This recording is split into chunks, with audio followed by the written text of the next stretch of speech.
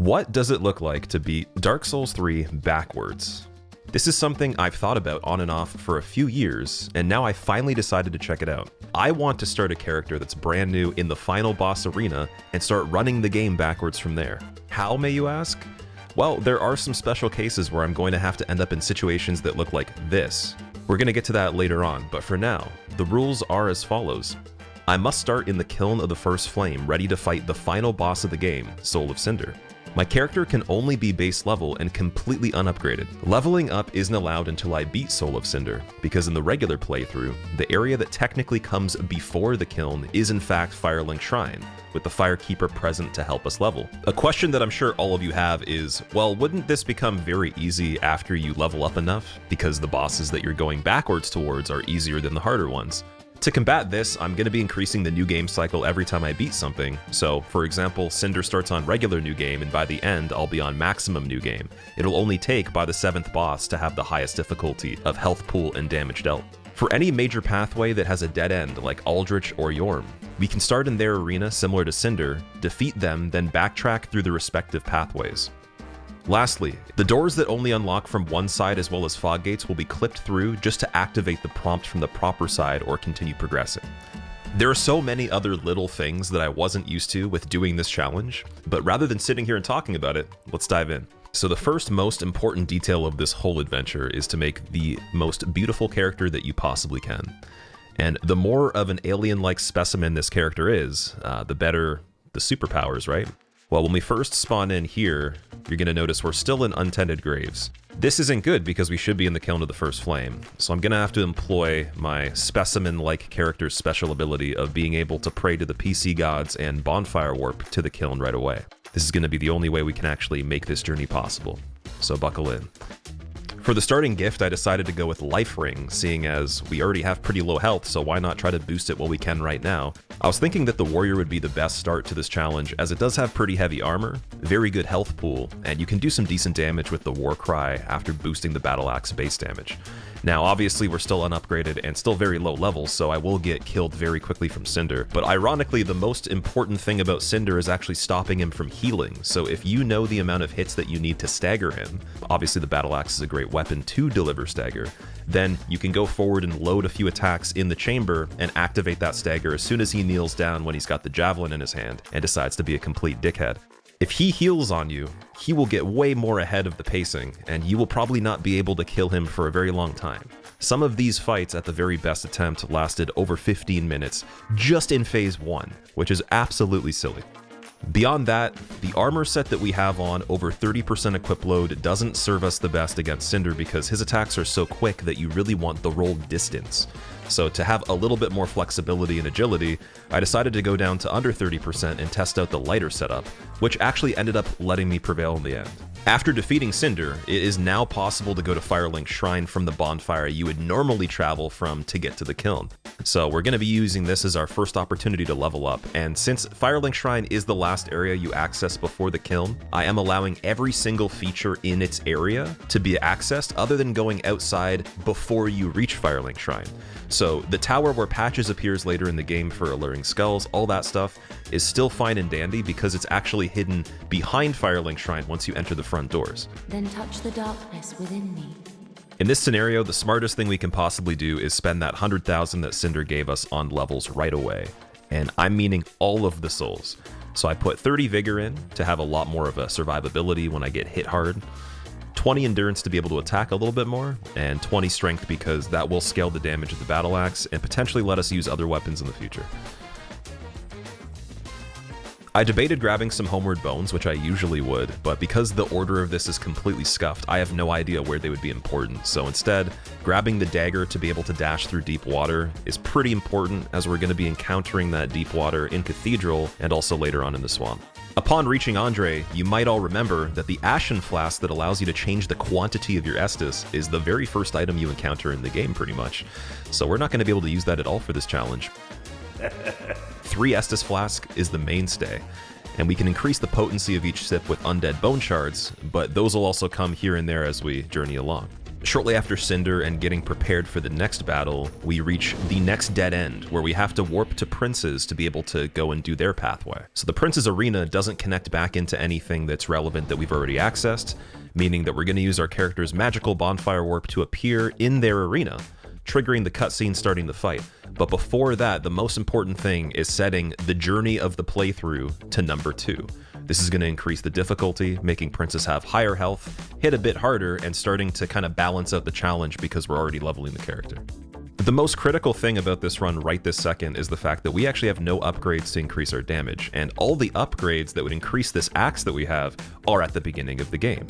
In my opinion, Prince's is just a slightly easier fight than Cinder, but they are no joke though. There's one attack they have where they'll teleport and then drop the sword super quickly above your head, and for whatever reason, every time I take a break from Dark Souls 3, or just don't practice enough, that is the attack that hits me most of the time. And with such a low amount of heals, we gotta be careful for all those surprises. Once phase 1 is over, there is a method that makes phase 2 absolutely silly, which I'm gonna show you shortly, but enjoy me getting killed first before we get there. I'm sure many of you know this right now, but for anyone that doesn't, if you pull back to the fog gate, no matter what the scenario is in phase 2 of Princes, you're able to get them to approach you with this 2-part swing attack that repeats forever once they're close enough. And you can just roll into the fog gate and hit Lorien if you want to, or even Lothric and Lorien if you angle the attack properly. So I'm going to be managing my stamina, only attacking so often when I have the ability to roll the next attack, and continuing to repeat that until they are dead. If it wasn't for that quick drop attack that I mentioned earlier in the Prince's fight, I would actually say fighting them normally is way easier than this because you have to focus really hard on repeating the exact same inputs at almost the same time, and I've gotten so nervous that I've actually failed this on serious runs before. So if you find this harder, just fight them normally if you want to try this challenge yourself. Now that Princes are dead, and even though they were boosted by New Game Plus, technically we get a little bit more souls, so it's going to be nice to level up after this, though we do reach our first major problem in the case of a door. This door for Princes to lead into their arena can only be opened from the other side, so we're going to have to use my character's second ability of clipping through walls to be able to activate the prompt to open the door. This is not used to go through areas or skip anything, but simply just to appear on the other side of the doorway where you can actually open it, because there would be no other way otherwise. Throughout this whole challenge so far, I haven't really thought of a build.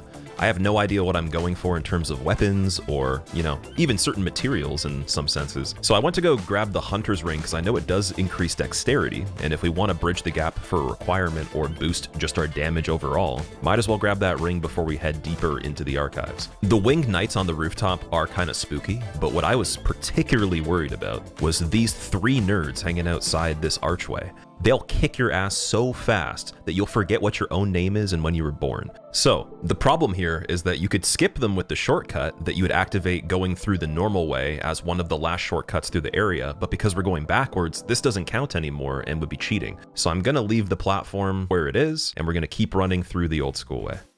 This is where my knowledge of the geographical layout of the archives completely failed me, because I thought I could go to the ledge where the gargoyle falls off the roof and you find this Titanite chunk right here and just magically appear where I need to be, only remembering that there's a ledge that you can't jump up, so you have to go the other way. And through a series of random explorations and shenanigans, we did in fact find our way and some other goodies. Archives is riddled with tons of upgrade materials for weapons that actually matter, but unfortunately, once again, we're not really using a weapon that's that special, and it does require regular Titanite, so nothing we're gonna find here is gonna help us increase our damage on the weapon itself. Because of all that, I'm going to be increasing strength and dexterity a little bit more on the character's stats, just to squeeze a bit more damage and be prepared for other weapons as they come up.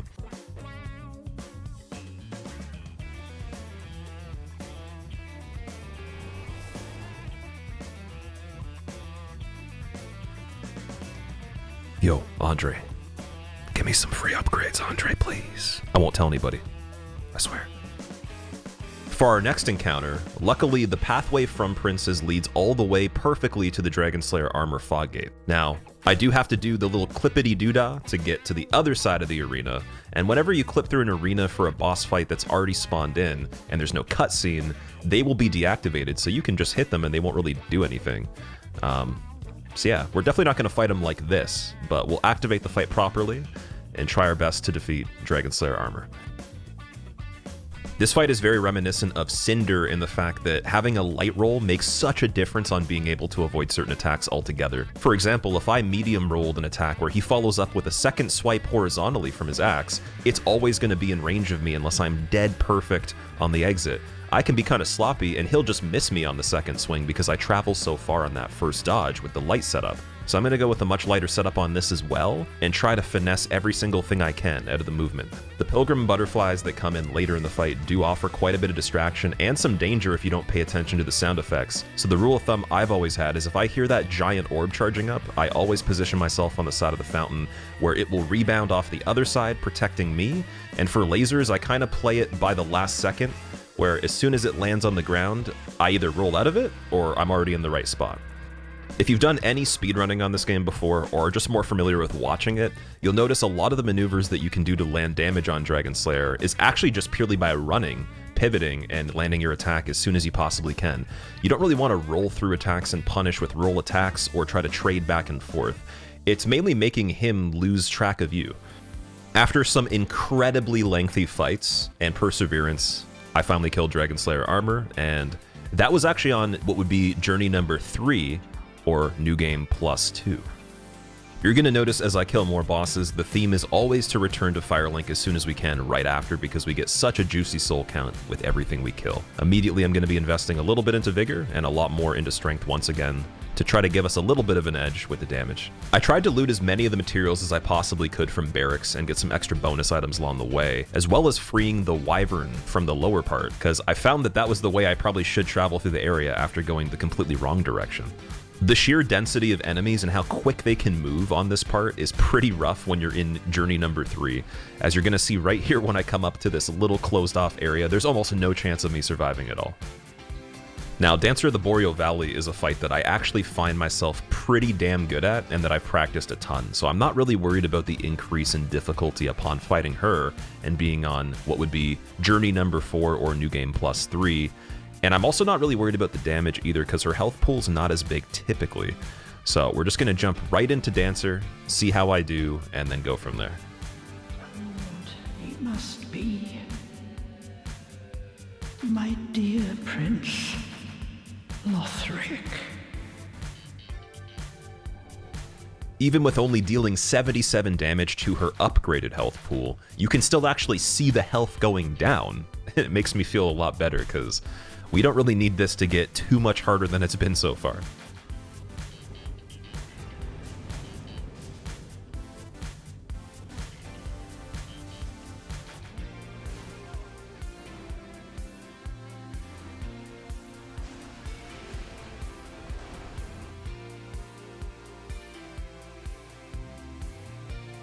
With Dancer defeated, now we're at an interesting crossroad where you'd be like, hey, you could just run to Vordt, he's right across the pathway right there.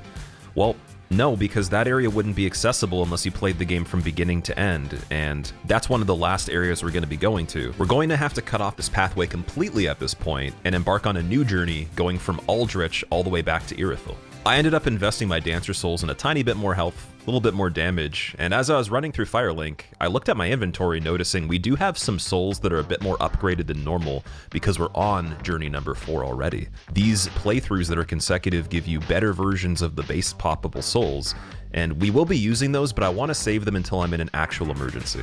Diving into journey number 5, Aldrich, was mainly the concern of his arrow attack on phase 2. Everything phase 1 is fine. Yes, he hits hard, but he's fairly slow, and again, you can use spacing to make him miss you. When he fires those arrows on phase 2, you just gotta pray. It's gonna be very unlikely you don't get hit by anything, but even if you did a little bit, the damage is insane, it's constant. You just want to prevent him from doing it altogether. The way you do this is when he's popping up and you're running towards him across the arena, you just want to reach the pillar that he's on before he can start his attack. If you get there a little late, try to roll to get that distance even sooner, and he probably won't do it. If he does, run away, run in circles, spam roll, pray for the best.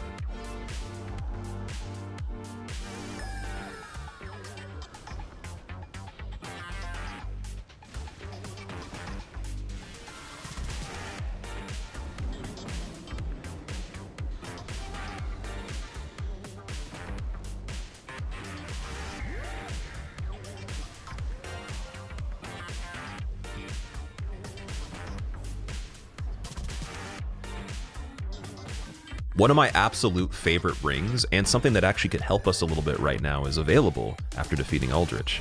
We can head up the lift to where Guinevere's chamber would have been in Dark Souls 1 to get the Sun Princess ring that heals us over time every single second.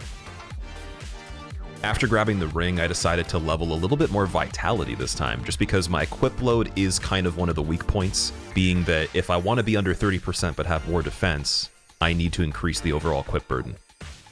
I'm realizing only now how silly it is that I grabbed the Estus shard that was in the chest outside Aldrich's Fog Gate, because we certainly will not be able to use that. But upon going to the giant that had passed on, I decided to leave him a little bit of a gift as gratitude, because he has supported a lot of the challenge runs I've done on DS1 with his weapon. In this format, making it all the way from Aldrich to Pontiff's Fog Gate first try is absolutely silly. And you're gonna see why very shortly, but first let's focus on the Pontiff fight. We gotta increase the new game a little bit more again, so now we're going journey number 6, and let's see if I can still parry Pontiff. Though this time, because the warrior starts with a shield that does shield bash as a skill, I'm going to have to use my bare hand to parry him, and I also have to have the axe out of my hand, because if I have it one-handed, it's going to activate the war cry. After magically moonwalking through the wall, I decided to give Pontiff a few love taps, and just salute him overall, because he's a pretty cool guy, you know? And he's being kind of chill, not trying to fight me and such. Now we actually have to go to the other side and activate the Fog Gate. Here's my absolute thought process about this fight on the first attempt. Okay, we're running in, everything's fine. I've parried his opening attack with the bare hand before. Yes, it's been a while, but I've done it so many times it should work, right? And if it doesn't work the first time, it'll work on the second parry, right? And if it doesn't work, then nope, you're dead. I just simply did not dial in the parry, and I needed to go back and just really channel that focus. This also made me realize too that if I don't get the parries dialed in the whole fight, we're not going to get past this part for a while, because you have to parry him a lot of times.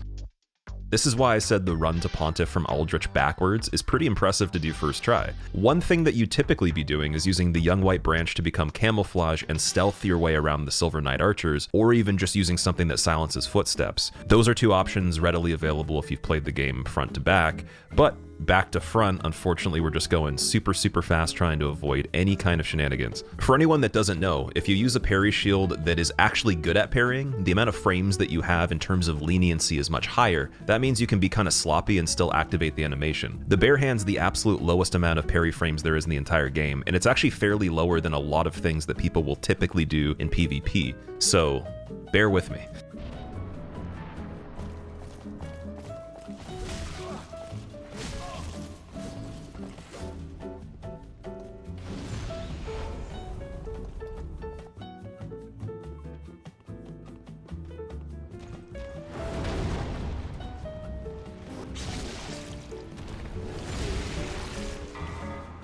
I did in fact dial in the parries a lot better like I used to have them, and the actual pure adrenaline and excitement of just actually keeping this going and surviving allowed me to achieve the fight.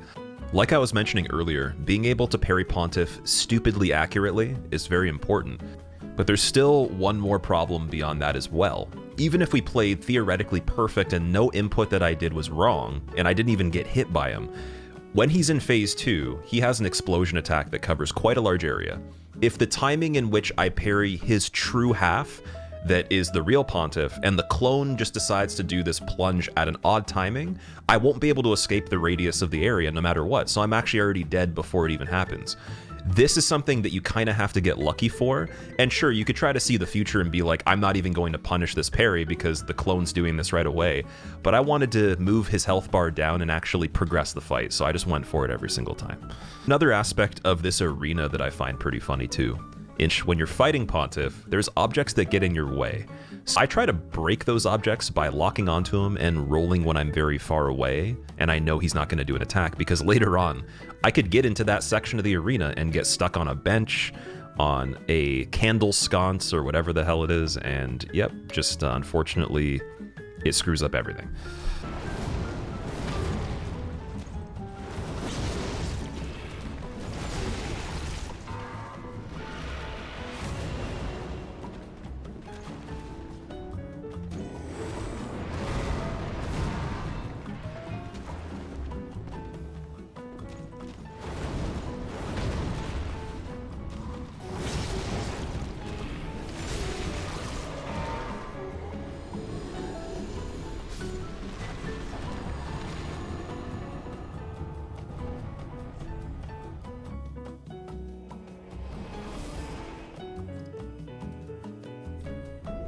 I decided to celebrate my Pontiff victory by challenging the Mimic above his arena, since we already have the pathway, and I was reminded very quickly that he is a beefy boy.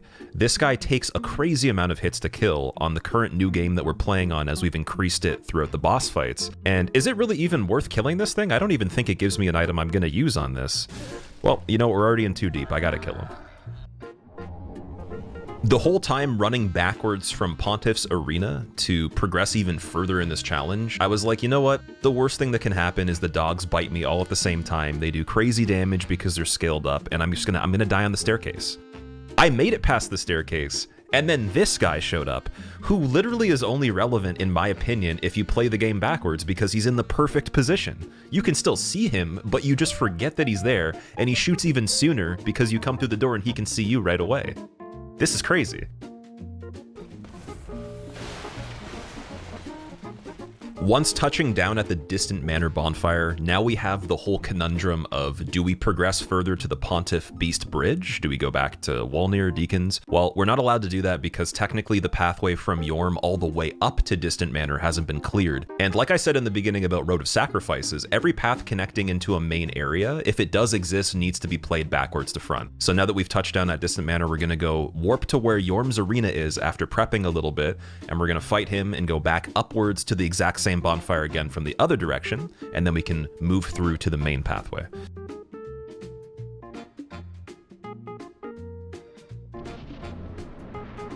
By no means is Yhorm my favorite boss, but you do have to admit he looks super gangster just chilling in the throne. Out of any single arena that you enter where a boss is already spawned in, this is the best animation, just saying.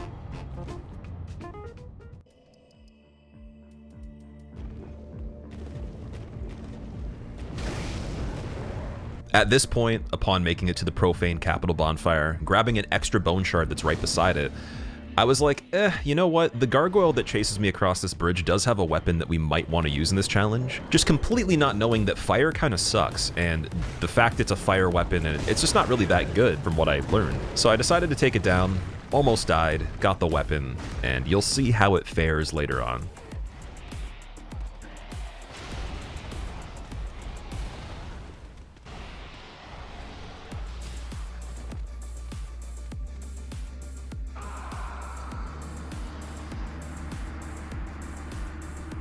You guys can completely correct me if I'm wrong, but upon making it to this specific area of Irithyll Dungeon, I realized that the only way to actually go back up was to go down.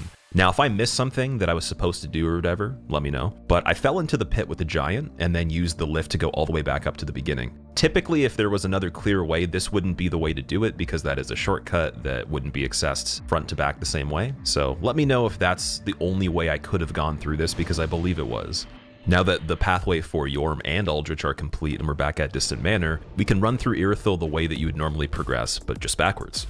Upon getting to the bonfire that would be the shortcut bonfire to Pontiff, instead of opening the door for the shortcut right away, now we can go back through the area to exit completely. This final section that's usually the beginning of Irithyll is just as hard as it normally is running through forward, but with a little twist, because those dogs that you absolutely love to see make it to the bonfire and chase you around and just do not go away. As well as this other guy that is the Pontiff Knight shooting the purple stuff at you and all that.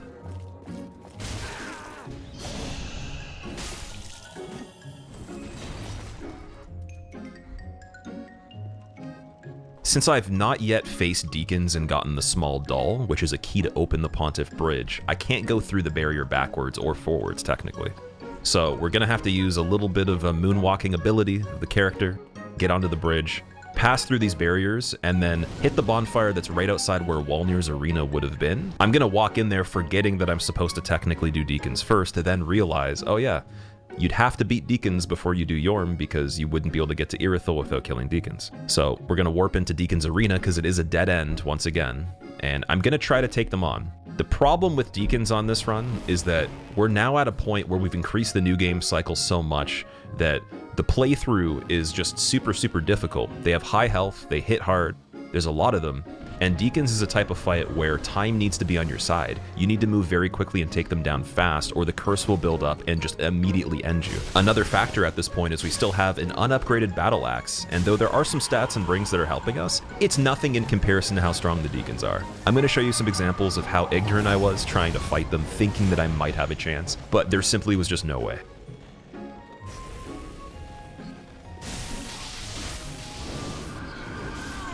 This is that point where I started to think of build variety. I was like, what kind of weapons can we really use here? So I had some in my inventory, tried out the Grand Lance a little bit, tried out the dagger for backstabs, tried out the gargoyle spear, etc, etc. And unfortunately, again, with just the upgrade level of these tools, it's just not that good. The dagger can get a pretty juicy backstab, but backstabs take so long to initiate that it's not good damage over time. And though the spear is really safe to hit at range, it's just way too weak. Same thing with that battle axe again too. It's pretty weak, but ironically it was still our best option. So stubborn me continued to try until I realized we gotta make a little bit of a different build here. One thing I did realize is because we had cleared archives, we have a lot of Twinkling Titanite access. In fact, later game in general just has a lot more Twinkling and Titanite scale upgrade materials. So because of that, I knew a weapon with either the scales or the Twinkling was important. I decided, you know what? The Sunlight Sword in the Sunlight Altar is already open because we've already gone to that place. So we might as well go grab the sword and upgrade that with Twinkling Titanite, maybe even the Titanite slab that would be under the lift for Princes, since we've completed Princes, and we can max out a weapon. With that as the plan for now, I quickly realized I need a few more upgrade materials, so we're gonna go run back through the archives once again and some select other areas. After journeying far and wide to grab all these trinkets, there was still one more place to go to, and that was the Outrider Knight room that has the chests in it in the barracks. This guy is a complete cheater. Yes, we are on a increased new game playthrough, but dude, I've never entered a room in this game and got killed so fast this many times in a row in my recollection of playing the base game without any mods. Wild. And then ironically, after I got all the Twinkling Titanite and forgot the final chest doesn't even have Twinkling Titanite, I went back in one more time to grab that final chest, and somehow I lived. Why is it all magically of a sudden that once it's the final time and I don't even need the item anymore, he just lets me live and I have a miracle like this happen? Come on, Miyazaki. For those that are curious, the strategy for Deacons is simply just bringing the entire crowd to the back of the altar. This makes it a lot easier because when the Pope Deacon shows up, the main guy, he's on the other side where you enter the arena. This takes a long time for these other Deacons that are straggling that you brought to the back to come back to the front. Therefore, you can have a more focused battle on the ones that are important. And yes, I would say it's a really good idea to clear the blue Deacons out that are surrounding him because they will just completely WWE smack down your ass. I found it absolutely hilarious that even though I went to all this trouble, the damage that I have is still pretty bad. And yeah, man, Deacons definitely were the hardest fight of this run so far, mainly just from the problem of trying to figure out how are they beatable, not so much just raw skill. Another major point too is that alluring skulls typically would be available by being picked up on the ground or even getting the ashes where you can buy them. Now, the ashes to buy them, even Patch's inventory when he pops up from going to Distant Manor, is all not possible because we can't access any of the events that trigger these things or find the actual pickups on the ground at all. Alluring skulls not only make the areas way safer, but on Deacons it's almost necessary to use them when you have very low damage because each time you throw one, it buys you time to focus on the main Deacon and lower his health very quickly. You have a grace period of about 5 seconds on average for each one you throw before they start to turn around and shoot fireballs at you again. Not having this was just insanity. I believe we should celebrate crossing this important hurdle, so I'm going to take the Archdeacon's hat and we're going to wear it. Alright, this is where things get a little smoother. Wolnir, thank God, no matter what new game you're on, is kinda easy. I would say he's one of the easiest bosses in the game, if not the actual easiest. So we're just going to do the gimmick of breaking his bracelets, putting as many hits in as we possibly can, trying to anticipate his recoveries of where he's going to move his hand, and position ourselves very well to be there as soon as we possibly can each time. This is going to prevent the likelihood of him summoning bone wheels, skeletons, and many more nightmares you do not want to see.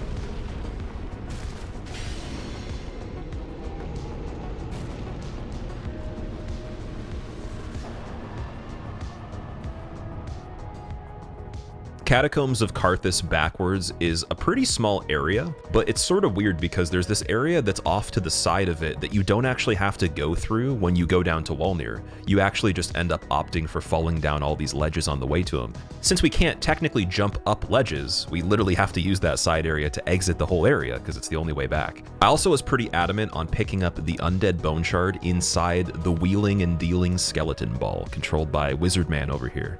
Once I killed Harry Potter in the corner over here, I was able to get that Undead Bone Shard and head up the staircase that the ball comes from, going into that separate area you normally don't need to play. And this leads us to the main bridge that connects back into the platform right below Abyss Watchers.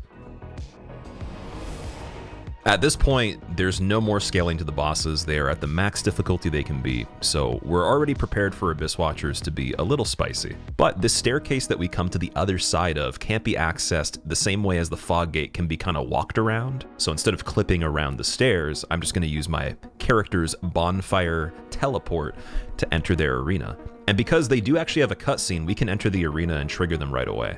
This is truly the one fight on this run where if you could not backstab Abyss Watchers, they would be incredibly difficult compared to what you're seeing right here. I literally can only subsist on this fight with the backstab alone. And you could call me a bit of a baby for doing that. You could say it's kind of gimmicky, whatever. I agree with you. This is just completely embarrassing. Nonetheless, Abyss Watchers are still an amazing fight. Great design, great music, everything. There's not much you can't really enjoy on it. But next time, FromSoft, if you make Abyss Watchers or something like that, maybe make them parryable but not backstabbable.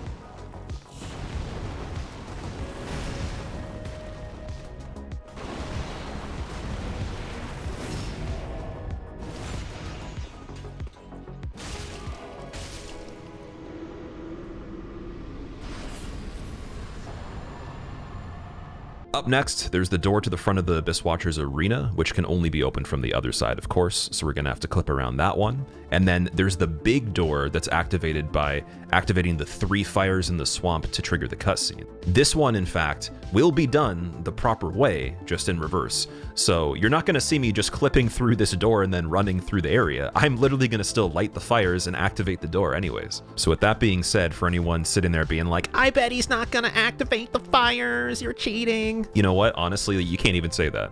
On our little trek through the swamp to get to those fires, we do have the Bone Shard that's guarded by the Slug Lords over here, and they are having the Sunday service in their little chapel, so we gotta make sure we don't disturb them too much.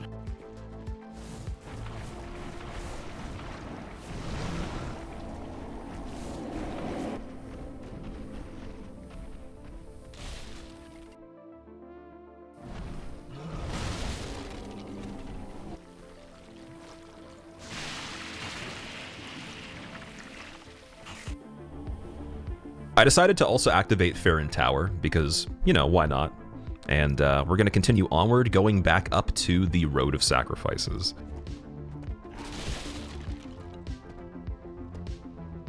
Along the way, right before reaching the Road of Sacrifices bonfire, I had a bright idea. These 2 nerds that are NPCs trying to kill you with big bonk weapons die really easily. All you have to do is walk up to this ladder right here and make them fall in, and you can steal their weapon. Now, typically what I would do is I would always choose the Exile Greatsword because I love that weapon. It's one of my favorites. I decided to do something a little bit different. I killed both of them, but I'm going to use the Big Bonk Stick, the large club. Thank God we're finally at the point of this whole playthrough where basic Titanite is available, and going to Farron Tower actually allowed us to unlock the ashes where we can buy some of those. Now that we're actually officially settled into Road of Sacrifices, the cardinal rule of this run is activated. Yes, I did kill Deacons, but we did not yet run through Cathedral of the Deep backwards all the way to Sage, and then from Sage, then we can actually go through Road of Sacrifices. So let's go back to the Deacon's Bonfire and explore the Cathedral a little bit more. This is actually really good because there is the Lloyd Sword Ring, which is huge. And yeah, there's quite a few other surprises over here.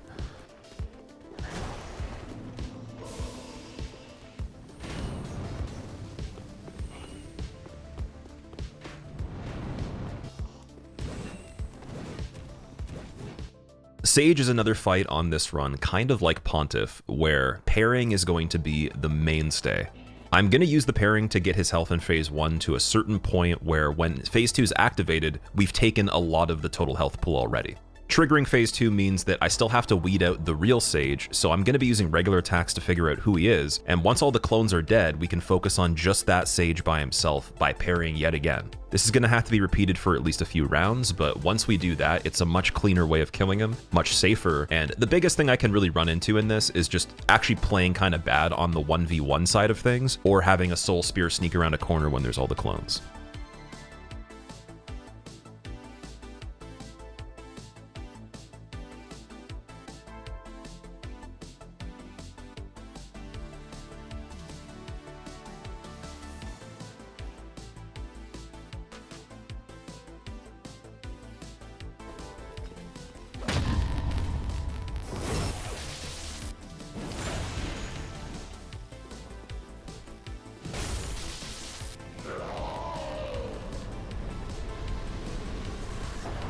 So now that that's all done, there literally is only 2 more bosses we actually have to do to beat this. Incredible. But here is the absolute biggest problem and the biggest headache I had suffered playing this run altogether. Believe it or not, this particular building they designed with the Outrider Knight in it, dividing the Road of Sacrifices and Undead Settlement, is indestructible.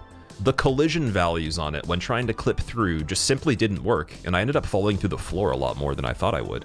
This is because the material used to make this building and the way they calculated it is much different than the actual ground you're even walking on. So good luck trying to make it through this door or around it the way we did before. I had to go a little bit more in depth with this one and figure out what other tools could I possibly even combine with no clip to get through this. And so it wasn't even just a simple matter of, oh, we can turn on cheats and it's easy. Turning on the cheats was hard.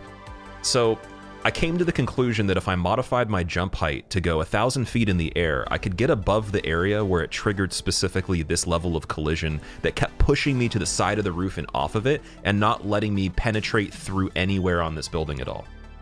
With a ton of trial and error and many deaths that ended up looking like this, I mean, so many deaths, it's probably the majority of the deaths I've taken in this run, to be fair. Finally, I got to a level of height where I was positioned right above this tower, and I learned that if you just dropped from here, you could land safely on the roof. Now, this roof is not calculated as the regular building, it's actually the highest most point of the tower, and I had to fall off one ledge from walking to the side of it once more to be at the level where the giant is usually shooting his great arrows. At this point, now we're actually back in the regular game, and everything's fine and dandy, except for we don't have a checkpoint to establish ourselves. So if I die from this point in any area, I have to go and do all that stuff again that was already problematic. It's kind of funny because once you get into the tower itself at the bottom, there is a door that you can only open from the outside, of course, and that does lead us back to the boss we need to kill next. There's another pathway, however, that technically doesn't count as a non-accessible shortcut under the rules of our run. You just go up the lift to the top of the tower where we already were, drop off halfway to where Sigurd is, and Sigurd wants to fight the demon with you. Now, this demon hits really, really hard, and here's a big mistake I made. I got bodied by the demon, got sent back again, only to realize I have to do this glitch again to get all the way to the tower and go back down it. Did that, and then really carefully tried to traverse the area with the demon, letting Sigurd battle him by himself, only to realize these enemies are just, again, built very different. And we descended the other tower, bridging the rooftops, where we could get the Chloranthy ring and the Mira set. And to celebrate, I put the Mira set on because I think it looks pretty damn cool. Moving forward, it was very crucial to hit this bonfire right here because we have no security keeping us from having to do all that stuff again. So sitting here first was a must, and then we can run back the path that you would normally take to get to the curse-rotted Greatwood tree boss.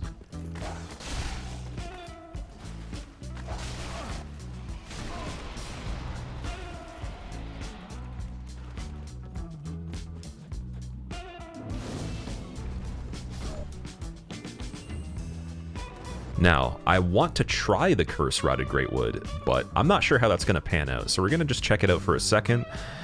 And that's what happened. Yep, definitely not doing that again. Bullshit.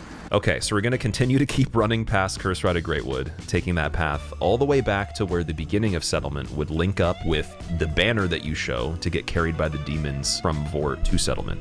Once plowing through the last crowd of dogs and rampant enemies, we get back to the bonfire that you arrive at the beginning of the game after killing Vordt. Now, we can't raise the banner to get carried backwards to where Vordt is, so this is the only time where we literally could use the Dancer bonfire to run to Vordt.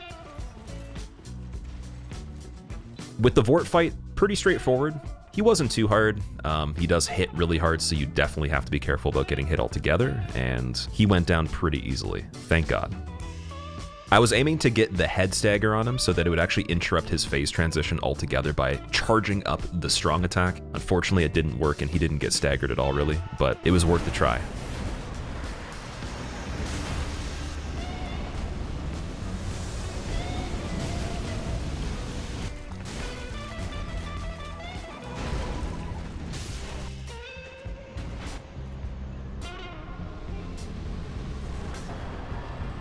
With Vordt defeated, we're gonna ascend back up the high wall, which is just such a nightmare of an area altogether. For anybody that's tried challenge runs or speedrunning, there's this big thing that at least half of the people will say in the community, where it's like the high wall curse. Whenever you have to hit the reset button, going through high wall is such a purgatory, such a hell, that it just makes you hate the area very quickly, and it just kind of sucks anyways, right? For me, I don't have that. I actually like the high wall, so this was very interesting for me to run back through, and it didn't take too much time. It was pretty quick. We did enter an area where there's two doors that have to be opened back to back in the mimic room that usually has the deep battle axe. Now for that, I did have to kind of have some workarounds, unfortunately, and we did take a shortcut that is by Vordt's arena to be able to go all the way back up to the beginning to just circumvent this, because technically where we would be arriving is right on the other side of where that wyvern appears in the courtyard and blows fire. I found that that was just a way easier way than clipping through everything over and over again. I didn't want to use that too much at this point. So I took that shortcut all the way back up, and when we got back to the top, that is where we can warp to Firelink and then run out of the front doors finally. The room to actually start the game in at High Wall is locked, unfortunately. So I reached the door, we're gonna warp back to Firelink, and then we gotta challenge Gundyr. I was dead set on just sticking with the large club. I think that's a perfect thing for this run. It's very goofy and cartoony, so we might as well, because it pairs with such a stupid run, right? So we went to Gundyr, I clipped through the gate to activate his fight, and luckily you can just pull the coiled sword out of him and he'll start fighting you immediately. You don't have to go back through the fog gate again or trigger some sort of point where you're standing on the ground. He will just start battling you. And so we did. And I thought, what a great idea to just parry Gundyr, because it's the final fight. Yes, he's on maximum new game, he's the hardest he can be, but Gundyr's not a crazy hard boss, so let's just parry him. That went pretty well for the beginning of the fight, and then I kind of forgot, can you even parry him phase 2? So I tried for a little bit until I had almost no health left, and then chickened out of it. You guys let me know in the comments if you actually can parry Gundyr's phase 2. I should know this, but I've been pretty rusty and not playing these games nearly as much as I used to be, so treat it as if I'm brand new.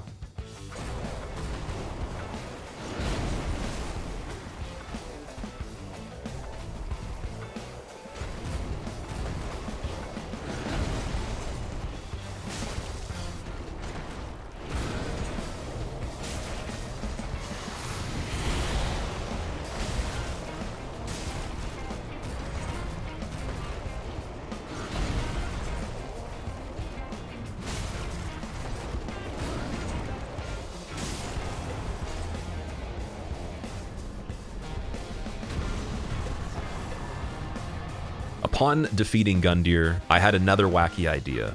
We have no more bosses left to kill, so what do we do now? Well, Let's try to just move backwards. Let's just backstep to move forward through the area backwards. So we're backwards times 2, backwards squared, in fact. I'm going to continue to keep backstepping backwards to the point in which we usually begin the game, but in this point, we end the game. And with that being done, not even having pick up the Ashen Flask, having 3 flasks the whole time, starting unupgraded, all the shenanigans included, that is the best example of what I can show you of what Dark Souls 3 backwards actually looks like. I would try it if you want to. You can always hit me up and ask me what tools I used if you want access to those as well, just for the clipping and then the jump height on that one thing. Other than that, have a great day. Thank you for watching, guys, and I'll see you soon.